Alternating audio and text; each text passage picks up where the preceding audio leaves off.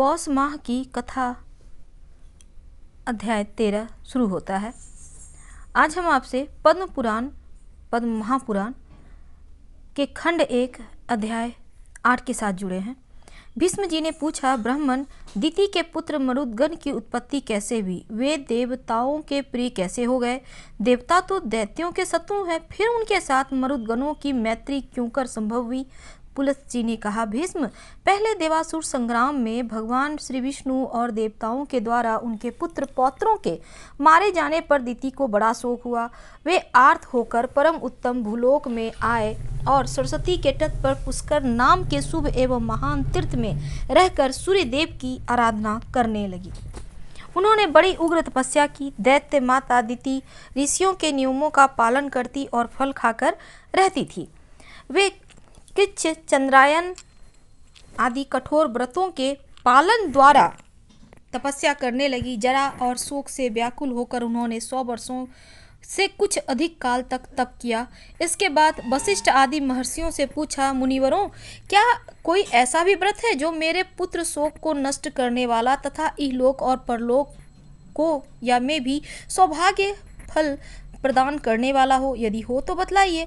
तब वशिष्ठ आदि महर्षियों ने ज्येष्ठ की पूर्णिमा व्रत बतलाया और दिति ने भी उस व्रत का संयोपांग वर्णन सुनकर उसका यथावत अनुष्ठान किया। उस व्रत के महात्म से प्रभावित होकर कश्यप जी बड़ी प्रसन्नता के साथ दिति के आश्रम पर आए और दिति का शरीर तपस्या से कठोर हो गया था, किंतु कश्यप जी ने उन्हें पुनः रूप और लावण्य से युक्त कर दिया और उनसे वर मांगने को कहा। तब दिति ने वर मांगते हुए कहा, भगवान, मैं इंद्र का वध करने के लिए एक ऐसे पुत्र की याचना करती हूँ जो समृद्धशाली, अत्यंत तेजस्वी तथा समस्त देवताओं का संहार करने वाला हो। तो कश्यप ने कहा, सुबह मैं तुम्हें इंद्र का घातक एवं बलिष्ठ पुत्र प्रदान करूंगा। इसके बाद कश्यप ने दिति के उदर में गर्भ स्थापित किया और कहा, देवी, तुम्हें 100 वर्षों तक इसी तपोवन में रहकर इस गर्भ की रक्षा के लिए यत्न करना चाहिए। गर्भिणी को संध्या के समय भोजन नहीं करना चाहिए। गर्भिणी स्त्री को और वृक्ष की जड़ के पास ना तो कभी जाना चाहिए न ठहरना चाहिए। वह जल के भीतर ना घुसे, सूने घर में प्रवेश ना करे, बांबी पर खड़ी ना हो और कभी मन में उद्वेग ना लाए। सूने घर में बैठकर नख और राख से भूमि पर रेखा ना खींचे, ना तो सदा अलसा कर साड़ी पड़ी रहे और ना ही अधिक परिश्रम ही करे। भूसी, कोयले, राख, हड्डी और खपड़े पर ना बैठे, लोगों से कलह करना छोड़ दे, अंगराइयां ना ले, बाल खोलकर खड़ी ना हो, कभी भी अपवित्र ना रहे, उत्तर की ओर तथा नीचे सिर करके कभी ना सोए, नंगी होकर कभी ना सोए, उद्वेग में पड़कर और बिना पैर धोए भी शयन करना मना है। अमंगल युक्त वचन मुंह से ना निकाले, अधिक हंसी मजाक भी ना करे, गुरुजनों के साथ सदा आदर का बर्ताव करे, मांगलिक कार्यों में लगी रहे, सर्व औषधियों से युक्त जल के द्वारा स्नान करे, अपनी रक्षा का प्रबंध रखे, गुरुजनों की सेवा करे और वाणी से सबका सत्कार करती रहे, स्वामी के प्रिय और हित में तत्पर रहकर सदा प्रसन्नमुखी बनी रहे, किसी भी अवस्था में कभी पति की निंदा ना करे। यह कहकर कश्यप जी सब प्राणियों के देखते देखते वहां से अंतर्ध्यान हो गए। तदंतर पति की बातें सुनकर दिति विधि पूर्वक उसका पालन करने लगी। इससे इंद्र को बड़ा भय हुआ। ये देवलोक छोड़कर दिति के पास आया और उनकी सेवा की इच्छा से वहां रहने लगे। इंद्र का भाव विपरीत था। वे दिति का छिद्र ढूंढ रहे थे। बाहर से तो उनका मुख प्रसन्न था, किंतु भीतर से वे भय के मारे विकल थे। वे ऊपर से ऐसा भाव जताते थे मानो दिति के कार्य और अभिप्राय को जानते ही ना हो, परंतु वास्तव में अपना काम बनाना चाहते थे। तदंतर जब 100 वर्ष की समाप्ति में 3 ही दिन बाकी रह गए, तब दिति को बड़ी प्रसन्नता हुई और वे अपने को कृतार्थ मानने लगी तथा उनका हृदय विस्मय विमुग्ध रहने लगा। उस दिन वे पैर धोना भूल गई और बाल खोले ही सो गई। इतना ही नहीं, निद्रा के भार से दबी होने के कारण दिन में उसका सिर कभी नीचे की ओर हो गया। यह अवसर पाकर सचिपति इंद्र दिति के गर्भ में प्रवेश कर गए और अपने वज्र के द्वारा उन्होंने उस गर्भस्थ बालक के 7 टुकड़े कर डाले। तब वे 7 टुकड़े सूर्य के समान तेजस्वी 7 कुमारों के रूप में परिणित हो गए और रोने लगे। उस समय दानव शत्रु इंद्र ने उन्हें रोने से मना किया तथा पुनः उनमें से एक एक के साथ साथ टुकड़े कर दिए। इस प्रकार 49 कुमारों के रूप में होकर वे जोर जोर से रोने लगे। तब इंद्र ने माँ रुदम मत रो ऐसा कहकर उन्होंने बारंबार रोने से रोका और मन ही मन सोचा कि ये बालक धर्म और ब्रह्मा जी के प्रभाव से पुनः जीवित हो गए हैं। इस पुण्य के योग से ही इन्हें जीवन मिला है। ऐसा जानकर वे इस निश्चय पर पहुँचे कि यह पूर्णमासी व्रत का फल है। निश्चय ही इस व्रत का अथवा ब्रह्मा जी की पूजा का परिणाम है कि वज्र के मारे जाने पर भी इनका विनाश नहीं हुआ। ये एक से अनेक हो गए, फिर भी उदर की रक्षा हो रही है। इसमें संदेह नहीं कि ये अवैध हैं, इसलिए ये देवता हो जाएं। जब ये रो रहे थे उस समय मैंने इस गर्भ के बालक को माँ रुद्र कहकर चुप कराया, इसीलिए ये मस्तु नाम से प्रसिद्ध होकर कल्याण के भागी बने। ऐसा विचार कर इंद्र ने दिति से कहा, माँ मेरा अपराध क्षमा करे, मैंने अर्थशास्त्र का सहारा लेकर यह दुष्कर्म किया है। इस प्रकार बारंबार कहकर उन्होंने दिति को प्रसन्न किया और मरुदगणों को देवताओं के समान बना दिया। तत्पश्चात देवराज ने पुत्र सहित दिति को विमान पर बिठाया और उनको साथ लेकर वे स्वर्ग चले गए। मरुदगण यज्ञ भाग के अधिकारी हुए और उन्होंने असुरों से मेल जोल नहीं किया, इसीलिए वे देवता के प्रिय हो गए। भीष्म ने कहा, ब्राह्मण आपने आदि सर्ग और पति सर्ग विस्तार के साथ वर्णन किया, अब जिनके जो स्वामी हो उनका वर्णन कीजिए।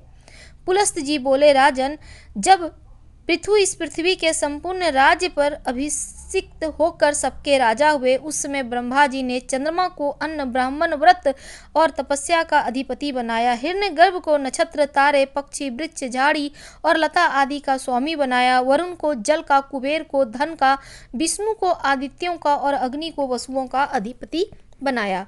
दक्ष को प्रजापतियों का, इंद्र को देवताओं का, प्रहलाद को दैत्यों का और दानवों का, यमराज को पितरों का, शूलपाणी भगवान शंकर को पिचास राक्षस पशु भूत यक्ष बेतालों का और हिमालय को पर्वतों का, समुद्र को नदियों का, चित्ररथ को गंधर्व विद्याधर और किन्नरों का, भयंकर पराक्रमी वासुकी नाग का, तक्षक को सर्पों का, गजराज ऐरावत को, दिनकर गरुड़ों को, पक्षियों का, उच्चैश्रवा को घोड़ों का, सिंह को मृगों का और सांड को गौओं का तथा लक्ष्य पाकड़ को संपूर्ण बृहस्पतियों का अधीश्वर बनाया। इस प्रकार पूर्व काल में ब्रह्मा जी ने इन सभी अधिपतियों को भिन्न भिन्न वर्ग के राजपद अभिषिक्त किया था। कौरव नंदन पहले स्वयंभू मनंतर में याम नाम से प्रसिद्ध देवता थे। मरीचि आदि मुनि ही सप्तऋषि माने जाते थे। अग्निबाहु, विभु, सवन, ज्योतिष, युक्तिमान, हव्य, मेघा, मेघातिथि और वसु ये 10 स्वयंभू मनु के पुत्र हुए, जिन्होंने अपने वंश का विस्तार किया। ये प्रतिसर्ग की सृष्टि करके परम पद को प्राप्त हुए। यह स्वयंभू मनवंतर का वर्णन हुआ। इसके बाद स्वरोचित मनवंतर आया। स्वरोचित मनु के 4 पुत्र हुए, जो देवताओं के समान तेजस्वी थे। उनके नाम है नभ, नभस्त, प्रसृति और भावन। इनमें से भावन अपनी कार्तिका विस्तार करने वाला था। दत्तात्रेय, अत्रि, च्यवन, स्तवन, प्राण, कश्यप तथा बृहस्पति ये 7 सप्तऋषि हुए। उस समय तुषित नामक देवता थे। हविंद्र, सुकृत, मूर्ति, आप और ज्योतिरथ ये वशिष्ठ के 5 पुत्र ही स्वरोचित मनवंतर प्रजापति थे। यह द्वितीय मनवंतर का वर्णन हुआ। इसके बाद औसतम मनवंतर का वर्णन करूंगा। तीसरे मनु का नाम था औत्तमी।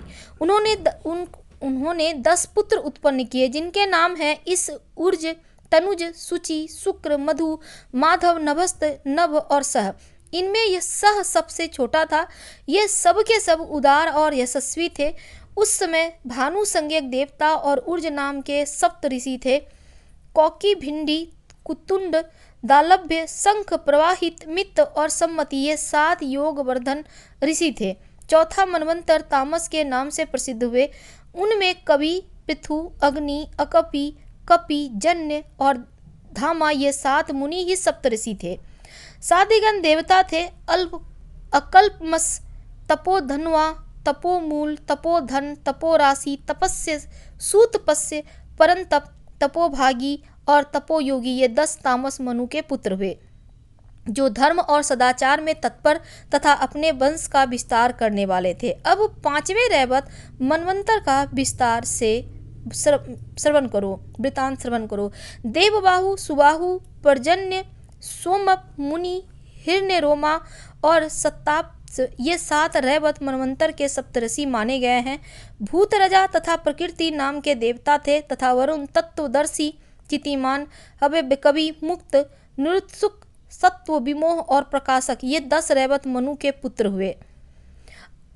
अब इनके सिवा ऋषि पृथ, भूत, बारीमूल और दिवौका नाम के देवता भी थे। इस प्रकार चाक्षुष मनवंतर में देवताओं की 5 योनियां थी और चाक्षुष मनु के 10 पुत्र हुए, जो रुरु आदि नाम से प्रसिद्ध हुए। इस प्रकार भूमि के पुत्र प्रजापति रुचि के पुत्र का नाम था रौच्य। भूमि के पुत्र भौत्य नाम से मनु कहलाएंगे।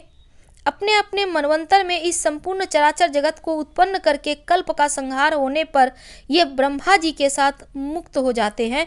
ये मनु प्रति 1 सहस्त्र चतुर्युगी के बाद नष्ट होते रहते हैं तथा ब्रह्मा आदि विष्णु का सायुज्य प्राप्त करते हैं। पद्म पुराण खंड 1 अध्याय 8 समाप्त हुआ। कल हम आपसे अगले अध्याय के साथ मिलेंगे। पसंद आ रहा हो तो लाइक कर सब्सक्राइब करें। धन्यवाद।